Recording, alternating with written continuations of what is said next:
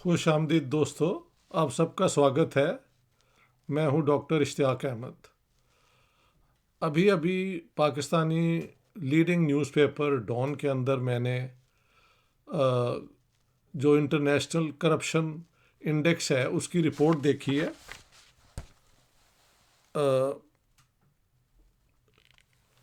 Corruption perception index का मतलब है कि किस तरह मुख्तलिफ जो एजेंसीज़ हैं जो दुनिया के अंदर चेक करती हैं कि ममालिक के अंदर करप्शन का क्या लेवल है, उस करप्शन का हुकूमत से क्या ताल्लुक़ है, उस करप्शन का लोगों की आज़ादियों के साथ किस तरह रिलेटेड है। क्योंकि अगर स्टेट ही करप्ट हो तो सत्यानाश हो जाता है सारे सोसाइटी का। इसमें सो this is how the corruption perception index CPI जो है वो दुनिया के ममालिक को रैंक करती है। अब उसका सिस्टम समझ लें। लेट मी रीड आउट कि वो कैसे होता है। The CPI, which measures how corrupt a country's public sector is perceived to be by its experts and business people, uses a scale of 0 to 100, where 0 is highly corrupt and 100 is very clean. हाँ, तो ये किस तरह gather की जाती है, report कैसे बनती है, ये बड़ा इम्पोर्टेंट है कि पब्लिक सेक्टर यानी पब्लिक सेक्टर जो है वो गवर्नमेंट का और उसके इंस्टीट्यूशंस जो है उसे पब्लिक सेक्टर कहते हैं। उसके अंदर जो एक्सपर्ट्स हैं, इकोनॉमिस्ट होंगे और human rights lawyers, civil liberties organisations, इन सब की रिपोर्ट्स इकट्ठी की जाती हैं और हर मुल्क की जो बिजनेस कम्युनिटी है उसका ओपिनियन भी लिया जाता है कि स्टेट कितनी करप्ट है और क्या हालात हैं। और जो उन्होंने रैंकिंग की है ना, हाउ करप्ट यू आर, अगर 0 है आपकी रैंकिंग तो you are the most corrupt, और अगर 100 है तो यू आर करप्शन फ्री, ये आप कह सकते हैं। ये दोनों स्केल्स बनाए हैं। दुख की बात है कि पाकिस्तान की रैंकिंग जो है वो स्लाइड की है, यानी पाकिस्तान करप्ट तरीन मुल्कों में से जो लिस्ट है उसके अंदर बहुत आगे आ गई है और ज़्यादा करप्ट।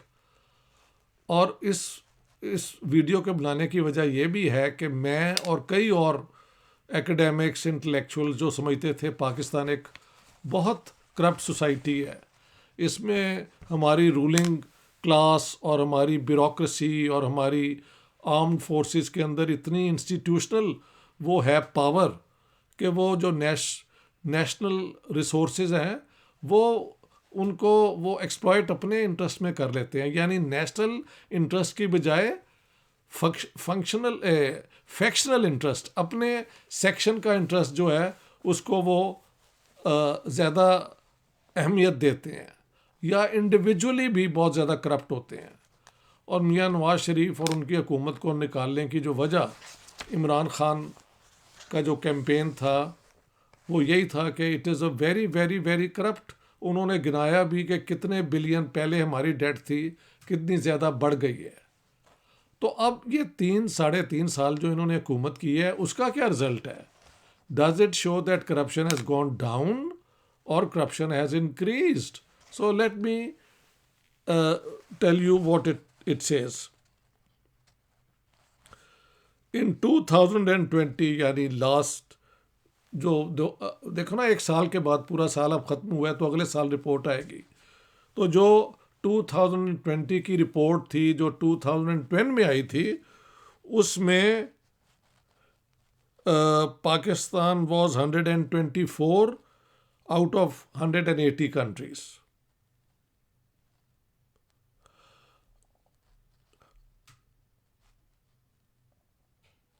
अब ये और ज़्यादा उस ज़माने में आउट ऑफ 100 अगर 100 होता तो हम बिल्कुल करप्शन फ्री होते, तो वी वर 31, यानी we were very very corrupt countries में आ जाता। तो उन्होंने मुल्कों के येलो, ऑरेंज और रेड रंगों में भी दुनिया को डिस्ट्रीब्यूट किया है। येलो वो हैं जो सबसे ज़्यादा करप्शन लेस, जहाँ पे करप्शन कम से कम है, और ऑरेंज वो हैं जहाँ पे करप्शन का लेवल खासा है लेकिन बहुत अलार्मिंग नहीं है। India is placed in the orange category of countries, और पाकिस्तान और बांग्लादेश रेड कैटेगरी में आते हैं। तो अगर 180 मुल्क हैं और लास्ट ईयर वी वर 124, तो इस दफ़ा तो हम 140 हो गए हैं। So we have fallen, let's say, it seems if I'm out 124, yani we have fallen 16 degrees and gone into the worst level of corruption. In contrast, India's corruption level is 40, यानी 100 is corruption less, Pakistan is 30, India is 40, यानी 10 degrees का फ़र्क है। यानी India is less corrupt. You remember India is population wise I think 101 billion 400 million. It's about 4-5 times that of Pakistan. उसके अंदर corruption कम होना ये उनकी बड़ी अचीवमेंट है, लेकिन they belong to the corrupt parts, orange group में वो आते हैं। बांग्लादेश जो है, I was a bit surprise, जिसकी तो हक में खबरें हम सुनते रहते हैं, लेकिन उन्होंने करप्शन को सिविल लिबर्टीज़ और इसके एतबार से भी देखा है। तो वहाँ पे वो कहते हैं कि बांग्लादेश जो है वो पाकिस्तान से भी ज़्यादा नीचे है, 26, और देयरफॉर 147 उसकी पोजीशन है। करप्शन लेवल जो है इन तीनों मुल्कों के जो लास्ट ईयर थे, यानी 2020 में जब रैंकिंग लास्ट ईयर आई थी, वो तकरीबन वही हैं जो उससे पहले थे। लेकिन कौन सी चीज़ है जिसमें ये जो इंडेक्स बना है उसमें पाकिस्तान का करप्शन लेवल ज़्यादा बढ़ गया? We have to look at that. दो चीज़ों को और वो इंक्लूड करते हैं, the rule of law and state capture. अच्छा, रूल ऑफ लॉ के ऊपर मैं एक वीडियो भी बनाऊंगा। मैं समझता हूँ एक और सीरीज़ शुरू की जाए कि कॉन्सेप्ट्स क्या होते हैं और उनको किस तरह आप इस्तेमाल कर सकते हैं इन ऑब्जेक्टिव शार्प मैनर, और एक जो लूज होता है। हाँ जी, द रूल ऑफ लॉ का मतलब ये नहीं है कि कानून अप्लाई किया जाता है। कानून की नेचर भी तो देखनी है ना। अगर कानून जालमाना सज़ाएं देता है, अगर कानून में इंसानों की जो आज़ादी हैं उन पे पाबंदियाँ लगाई जाती हैं, तो वो द रूल ऑफ लॉ नहीं होता।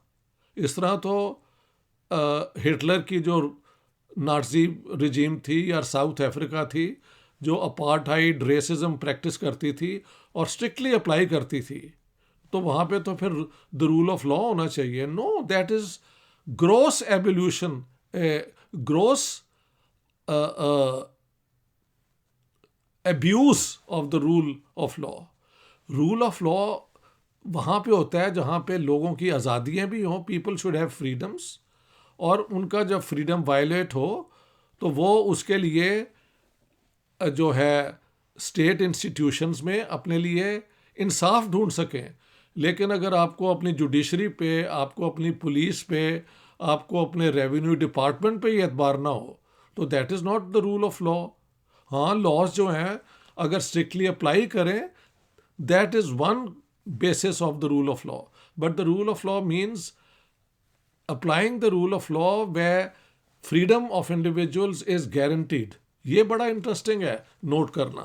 तो पाकिस्तान में तो आपको पता है जहाँ पे इन्होंने ब्लास्फेमी लॉ रखी हुई है और बेतहाशा प्रिमिटिव किस्म की लॉज इस्लाम के नाम पे इन्होंने रखी हुई हैं, तो इनकी रैंकिंग तो कभी वहाँ पे आगे बढ़ ही नहीं सकती जब तक ये लॉज होंगी। मैंने कई दफ़ा समझाया है कि आप इन लॉज से आज़ाद हो जाए, यू आर 94% आप कहते हैं मुसलमान हैं, वहाँ पे क्या डर है आपको? अलबत्ता हम देख रहे हैं हर रोज़ किसी को ये कोर्ट्स के अंदर से सजाए मौत हो जाती है बिकॉज ऑफ अलेज्ड ब्lasphemy। तो जब तक ये होगा पाकिस्तान की रैंकिंग हमेशा बहुत डाउन जाएगी। So the rule of law means that the laws are not only strictly applied and objectively applied but that the laws in themself, कानून खुद जो हैं वो लोगों की आज़ादियाँ, उनका राइट टू डिसेंट, इनको मानते हैं। इंडिया में वो आगे चल के मैं बात करूँगा। And what is state capture? State capture ये है कि जब स्टेट की इंस्टीट्यूशंस में पता लगे कि वो ओपनली करप्शन का हिस्सा ले रहे हैं, यानी वो किसी एक साइड का हिस्सा ले लेते हैं, हाँ जी, अपने अपने ही फ़ायदा उठाते हैं, तो जिनकी तरफ आपने इंसाफ की तरफ बढ़ना है, अगर उन पर ही आपको शक है तो आप कहाँ इंसाफ ढूंढेंगे? तो ये हैं three. One is the general perception के करप्शन कितनी है। Pakistan is 140 out of 180 countries. उसके साथ साथ हमारा जो है ये सिर्फ करप्शन ही नहीं देखी उन्होंने, द रूल ऑफ लॉ को भी साथ साथ देखा है और स्टेट कैप्चर को भी उन्होंने एग्जामिन किया है। हाईएस्ट रैंकिंग किन की आई है? जिनके 88 स्कोर हैं, यानी 100 में से 88% तक वो अनकरप्ट हैं। यानी ये इस तरह उन्होंने बनाया है ना, 0 means you are very corrupt, 100 means you are not corrupt. तो the least corrupt are Norway,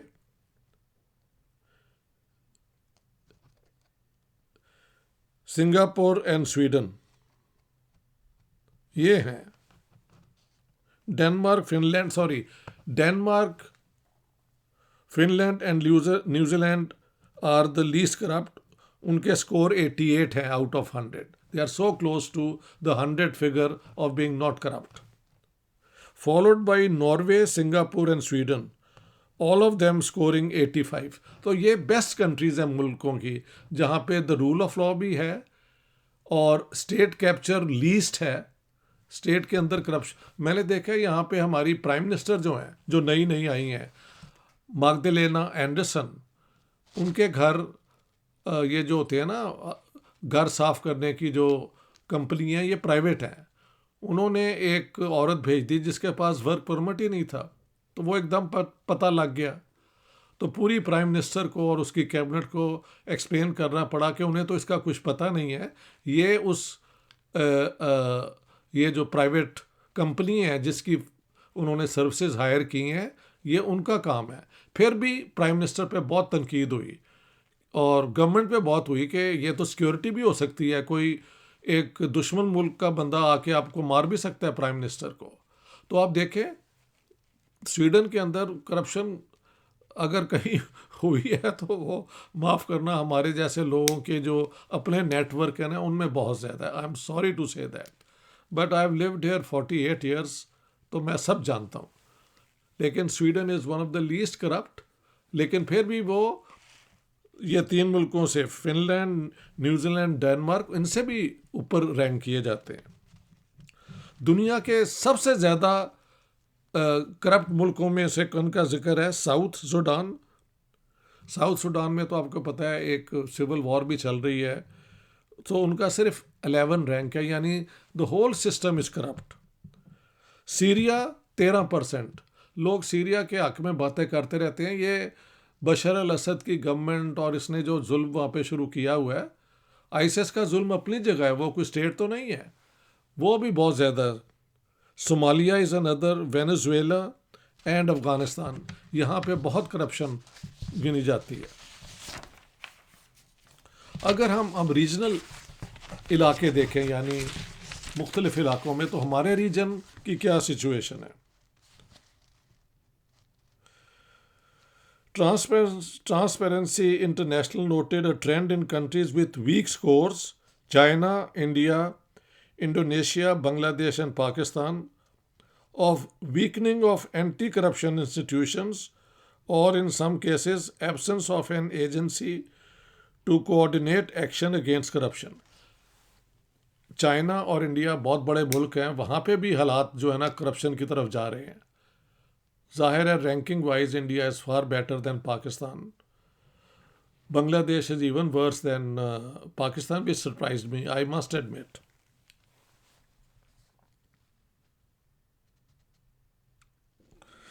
कहा गया कि particularly worrying was concerns about its democratic status as fundamental freedoms and institutional checks and balances decay.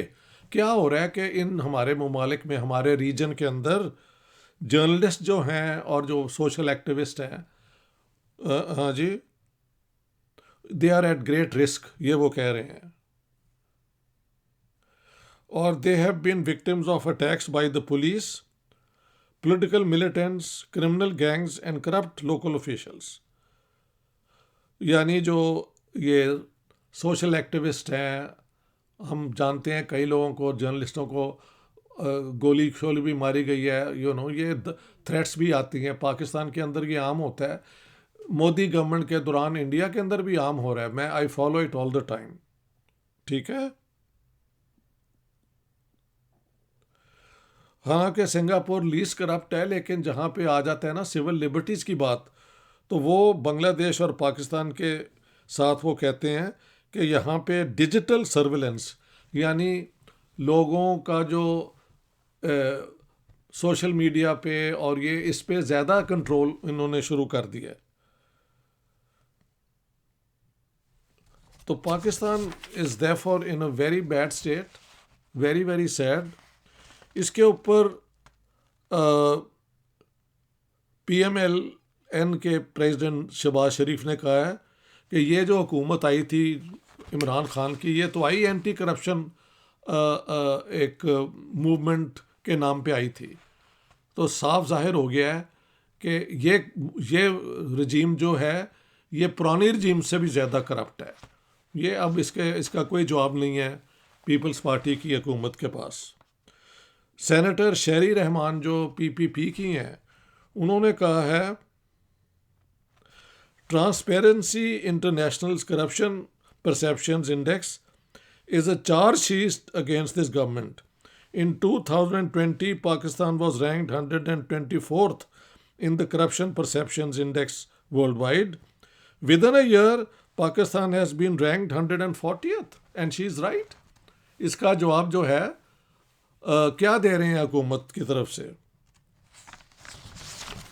तो हम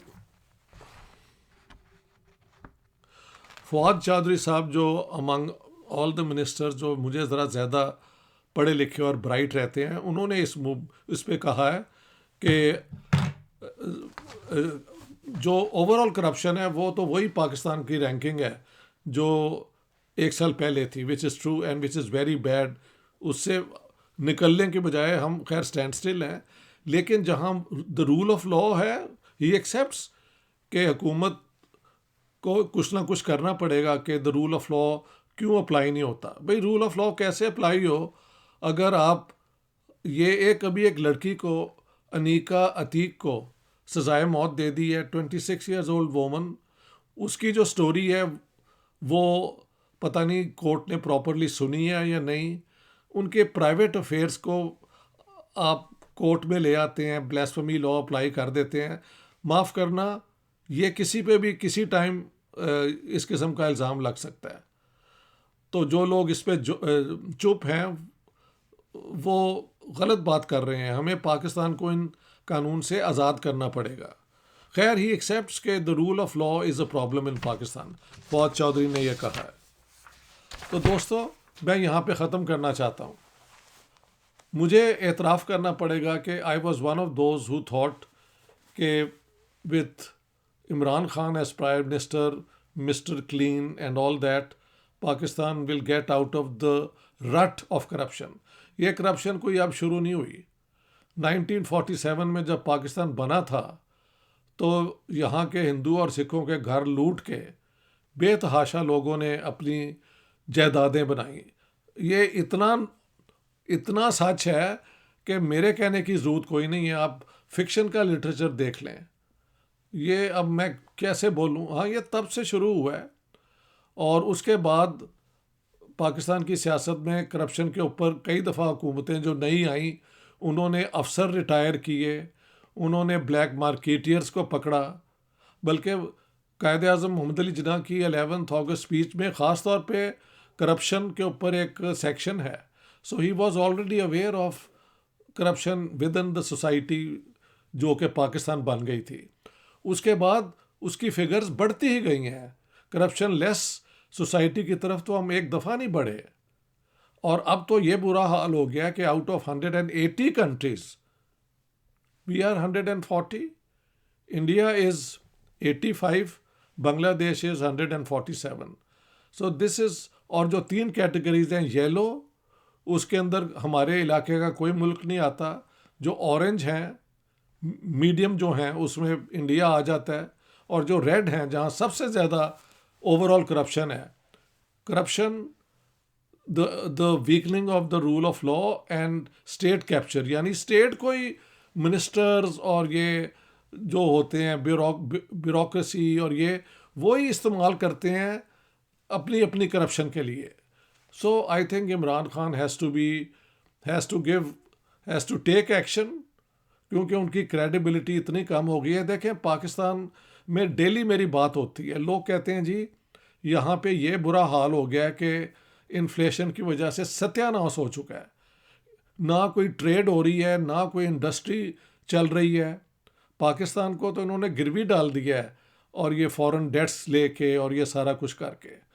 सो this is a very sad day. I wish I need not have made this video, but I had to take a position on it कि we should strongly urge the Pakistan government to take action। बार बार नवाज शरीफ और उसकी corruption का जिक्र करके ये अपना हाथ साफ नहीं कर सकते कि हम कैंपेन कर रहे हैं उसके ख़िलाफ़। ट्रांसपेरेंसी इंटरनेशनल इंडेक्स तो बता रही है कि पाकिस्तान में ये करप्शन ज़्यादा बढ़ी है।